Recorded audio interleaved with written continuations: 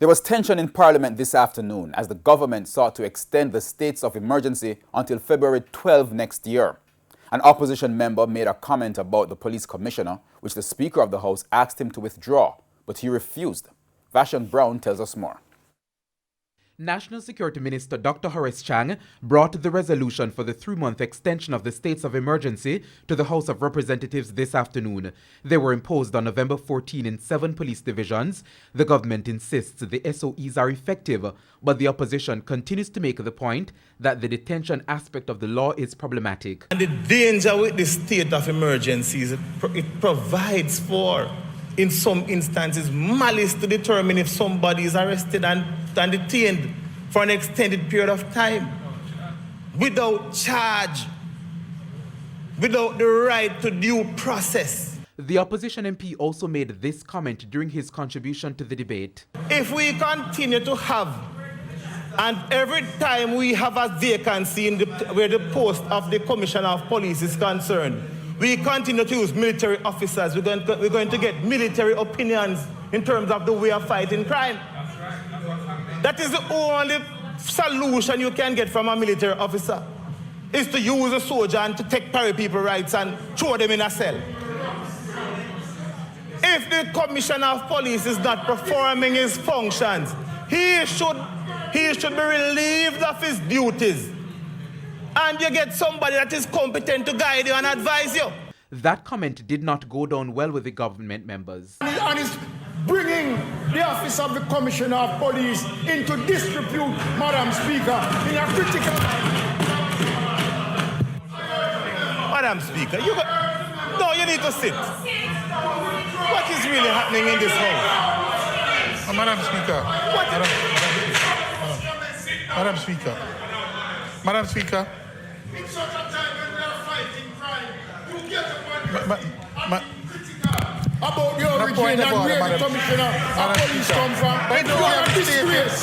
House Speaker Marissa Dalrymple-Philibert gave her ruling. In this climate, I am going to ask the member to withdraw the comment about the Commissioner of Police, one, and I'm going to ask for it to be expunged from the records. Madam Speaker, what specific comment are you... Madam Speaker, with all due respect. Due respect, Madam Speaker. What is this? And with all due respect, Madam Speaker, I do not say anything to withdraw in respect of what I said earlier. And I remain resolute in that stance. Lothan Cousins insisted that as an MP, he's entitled to provide opinions in the Parliament. I'm going to ask you, therefore, if you refuse to observe, then you can discontinue your speech and remain where you are now, as you are sitting. Madam, I have said enough, Madam Speaker. Therefore, I'll say no more, and I'm sure my colleagues will complete my statement. Thank you, Madam Speaker. The member is new. The member is having his first term. And I think that he should be guided.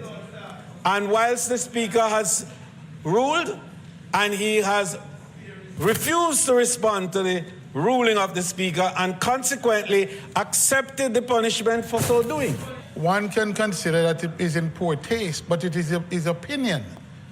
And he's offering an opinion. It may be in poor taste, but it is an opinion he's offering. Vashon Brown, TVJ News.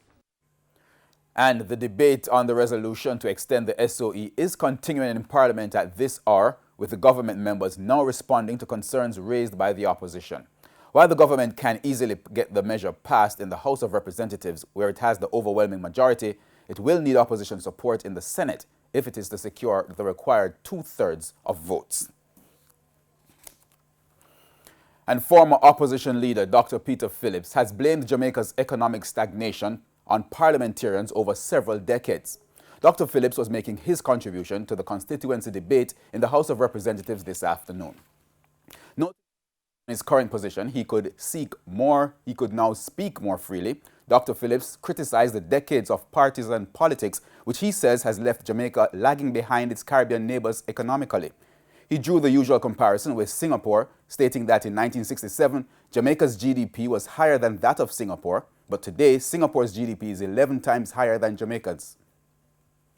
on Jamaica and its political leadership on all sides over the 4 decades.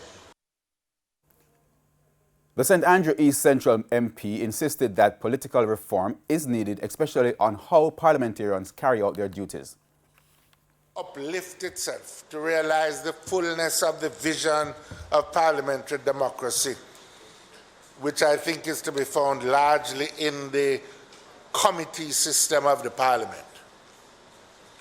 or whether we are going to always succumb to the kind of urge for the expression of partisan self-interest and thus remain mired on the rocks of underperformance as a country.